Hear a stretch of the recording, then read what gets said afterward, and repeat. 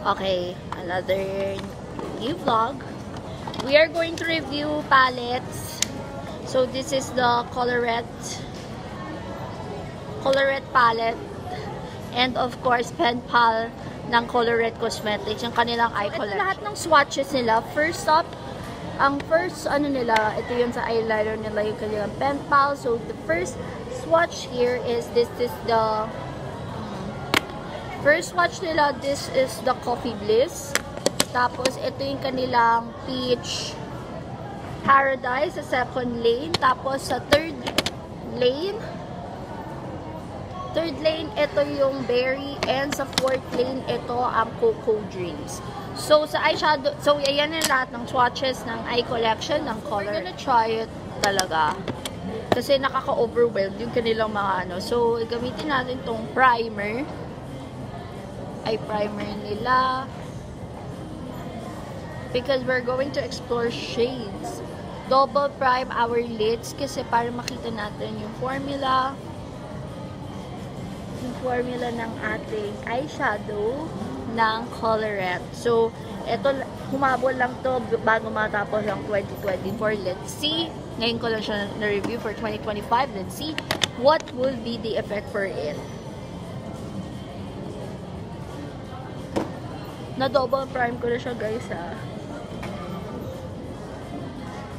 I don't know what I'm going to use. So, we're going to use this shade. This variant. To prime it off. Ayan. In fairness, ha, nabablend siya properly with this one. Then we're going to intensify, parang clean girl makeup look lang. Then we're going to use this shade.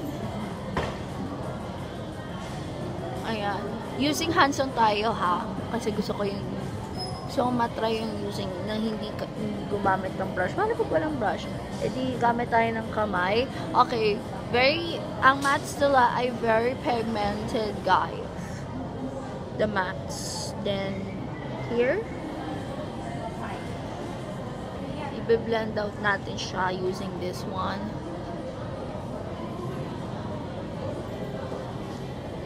Then,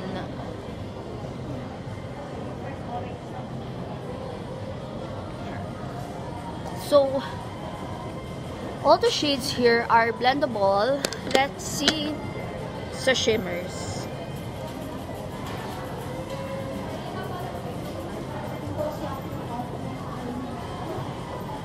Ay. In fairness sa shimmers nila, ang ganda ng pagkalapat ng formulation ng pigments with this product. So, I'm impressed with this. So, sa pen pa may dalawang shade. Si Dawn, yung color brown, and si Midnight, yung color black. Then, actually, I like the formula of Brow Bestie with this one. So, we're gonna try it. Let's recall this one. Ito yung favorite kong eyebrow pencil noon. Kasi nagustuhan ko yung formula nito. Let's see if this is blendable. Hindi lang pantay kilay ko, guys. So, ito yung shade ko. I think this shade is espresso. Ito yung favorite. Ito yung pinaka shade ko noon sa kanilang eyeliners.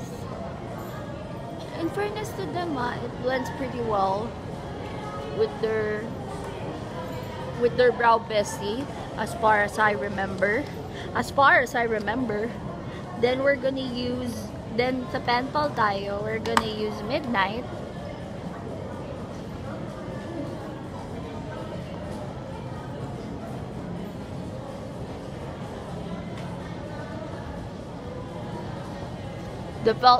Sa felt tip nila, madali na siyang gamitin, guys, pero kailangan sanayan lang sa tip with this one.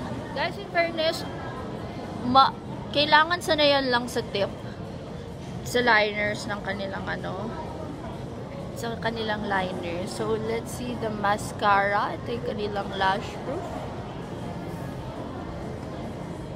Okay.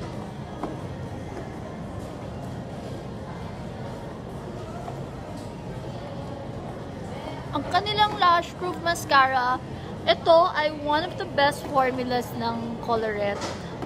Ito kanilang mascara. Isa sa mga best formulas, lumalaban yung mascara. Let's have a recap with this one by one. First up, ito ang kanilang, ang tawag sa kanilang ang tawag sa kanila ay eyeshadow palettes. Itong eyeshadow palettes nila, maganda yung formula nila. Yung R&D nito, maganda yung yung formulation ng pigments ng eyeshadow palettes nila. It's so nice that each palette has this primer sa kanilang palette, and this size is very travel friendly. Tsaka beginner, if you are starting an eyeshadow, beginner friendly, this eyeshadow palette is for you. Next one is recap tayo ng Brow Bestie. Gusto ko ang formulation ng pangkilay na ito kasi very beginner friendly siya, kasi yung mga pangkilay na pang startups is may triangular. Most of you hindi gusto nila yung thin liner kasi syempre yung brows nila microbladed, tsaka gusto nila thin. Like ako, dito ako nagsimula with this one. Sanay na sanay ako, and I super duper love this. Next is of course yung Pen Pal.